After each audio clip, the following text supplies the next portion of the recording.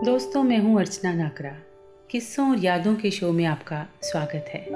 आज की कहानी का नाम है शर्ट का बटन, जिसे लिखा है मैंने। मन सुबह से ही भारी भारी सा था। कुछ भी करने का मन नहीं कर रहा था।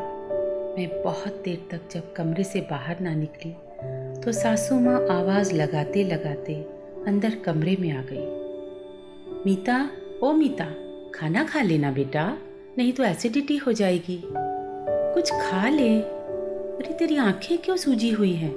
थोड़ी लाल लाल क्यों है भाई? नहीं मम्मा, कुछ नहीं, थोड़ा सिर भारी है। रात देर तक डिज़ाइन बनाती रही ना, फिर नींद ही नहीं आई। सच में कितना भी छुपाओ, आंखें चुगली कर ही देती हैं। तभी मम्मी ने कहा, हाँ बोल ले झूठ, अमन नहीं है ना यहाँ पर? सब ठीक है ना? क्या कहती, मुस्कुरा लो मम्मी, तुम्हारे अपने ही बेटे का किया धरा है। पर क्या हर माँ को अपने बेटे की गलतियाँ दिखती हैं? पर अब मैं भी तो आपकी हूँ ना। अमन मेरे पति, क्या वो अब भी मेरे पति हैं? एक छोटा सा उलझा हुआ धागा हमारे रिश्ते को उलझा रहा था। शादी से पहले मैं और अमन एक साथ टेक्सटाइल इंजीनियरिंग कर रहे थे। मुझे डिज़ाइनिंग का बेहद शौक था। फिर लगा कुछ और भी हटके ट्राई किया जाए। मैं शर्ट के button, cufflinks, pocket square, tie की डिज़ाइनिंग करने लगी और फिर हमने मैन्युफैक्चरिंग यूनिट डाल ली। मेरे डिज़ाइन किए सामान की मांग लोगों में अच्छी खासी थी। मैं कस्टमाइज़ भी कर देती। बस इसी तरह शादी के 2 साल तो फुर्र से उड़ गए थे। मैंने बटन की रेंज में एक स्पेशल रेंज अमन के लिए भी तैयार की थी। अमन को ब्लैक शर्ट पर वाइट डिज़ाइनर बटन बहुत पसंद थे। उलट कर देखो तो मीता लिखा नज़र आता था। पर यह अमन के लिए भी एक सरप्राइज़ था, जो मैंने हमेशा सरप्राइज़ ही रखा। अमन अक्सर फैक्ट्री के काम से बाहर जाया करते थे और तब 2-3 दिन तक मैं और मम्मी जी हम खूब मार्केट घूमते, मस्ती करते, मूवी भी देखते। मम्मी के कारण ही हमारा 2 वक्त का खाना कम से कम समय पर हो पाता था, नहीं तो हम शायद भागते दौड़ते ही रहते। काम के जोश में शायद हर आदमी चांद छू लेना चाहता है, भूल जाता है कि उसके अपने कहाँ रह गए। कल अमन सुबह की फ्लाइट से मुंबई जाते जाते बोले, सुनो, इस बार टाइम एक्स्ट्रा लग सकता है, तुम थोड़ा घूम फिर लेना, देखो ऐश करने का मौका दे रहा हूँ। एक काम करो, अपनी मॉम के यहाँ देहरादून हो आओ, बहुत दिन से गई नहीं हूँ। मैं हैरान थी और सोच रही थी इतना लाड प्यार क्यों दिखा रहे हैं। इससे पहले तो मुझे कभी मॉम के यहाँ भेजने की नहीं सूझी। अमन के जाने के बाद मैंने लॉन्ड्री के कपड़े उठाकर बहादुर को आवाज़ लगाई, बहादुर एक कप चाय देना और देखना साहब के कपड़ों की पॉकेट्स में कुछ है तो नहीं। जी मेम साहब, अभी आया। बहादुर ने अच्छे से कपड़े चेक कर लिए और फिर बोला, मेम साहब की शर्ट का एक बटन नहीं है। मैंने कहा, अच्छा ठीक है।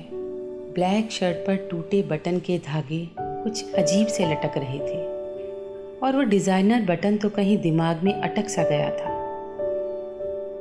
दोपहर को मन किया तो गाड़ी उठाकर मैं अचानक जूही के घर जा थमकी। जूही, मेरी फ्रेंड और हमारे प्यार की राजदार जूही। जूही के डिवोर्स का केस कोर्ट में चल रहा था। पता नहीं क्या डिफरेंसेस थे। हमारी शादी के बाद हमारा तीनों का, मैं, अमन और जूही का एक साथ मिलना तो हो ही नहीं पाता था। अमन तो जैसे जूही को भूल ही गए थे। मैं कुछ कहती तो यही कह देते, तुम हो ना मेरा गुलाब, मुझे किसी जूही चंपा से बात करने की क्या ज़रूरत है भाई। और मैं शर्मा कर गुलाब की तरह लाल हो जाती। जूही, जूही, अरे खोल ना दरवाज़ा, कहाँ हो, बिजी हो क्या? जूही आधी उनींदी आंखों में, तू आ ना अंदर। मैंने देखा पूरा घर महक रहा था गुलाब की खुशबू से। क्या हुआ? 2 दिन पहले तो मिले थे, फिर आज अचानक ऐसी क्या आफत हो गई? एक फ़ोन ही कर लेती। मुझे बड़ा गुस्सा आ रहा था। मैंने कहा तू ऐसे क्यों कह रही है, मैं तेरे यहाँ मिलने नहीं आ सकती क्या? जूही बोली अरे नहीं यार, सामने वालों के घर में पार्टी थी, रात 2 बजे तक डीजे गाना बजाना हुआ। उसकी बीवी की 25वीं सालगिरह पर 25 गुलाब के 25 बुके, वो मेरे घर में रखवा गए थे। मैं हंसने लगी थी। यार सच में वो 25 की ही हुई है ना? सही है। पता है पिछले साल अमन ने मुझे एक ही गुलाब का फूल दिया और कहा लो शादी के बाद का पहला जन्मदिन और पहला तोहफा, कंजूस। और फिर मैं घूम घूम कर उसका घर देखने लगी। तब तक जूही ने चाय का पानी गैस पर चढ़ा दिया था। तभी अचानक एस्ट्रे के पास मुझे एक सफ़ेद डिज़ाइनर बटन दिखा। मैंने बिना सोचे समझे झट से उसे उठा लिया। पलट कर देखा तो लिखा था मीता। 2-3 बार उलट पुलट कर देखा, वही बटन था। मेरी धड़कन रुक सी गई थी, जैसे नज़र भी धुंधला गई हो।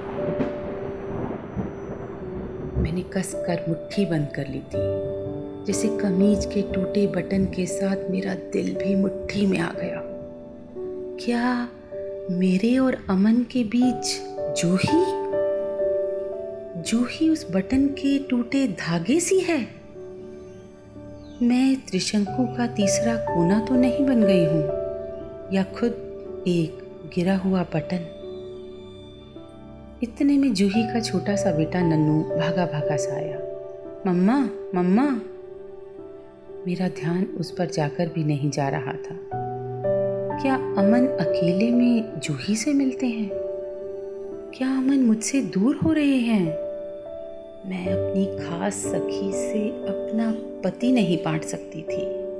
मैं खड़ी भी नहीं हो पा रही थी। मेरे दिमाग में शर्ट में लगते बटन, दिमाग पर चुभती हुई सुई, और ये सब मेरे दिल में जगह जगह छेद कर रहे थे। मैंने अचानक से जूही से कहा, जूही मैं चलती हूँ, गलती से मम्मी का फ़ोन मेरे साथ आ गया है। अपने ही झूठ और कुछ उसकी फरेब से आंखें बचाती मैं खटाखट सीढ़ियाँ उतर गई। पर घर पर भी मन नहीं लग रहा था। सारी रात आंखों में काटी। अमन की कई मिस्ड कॉल थी, पर मैंने कॉल बैक भी नहीं किया। मम्मी ने शायद अमन से कुछ कह दिया था।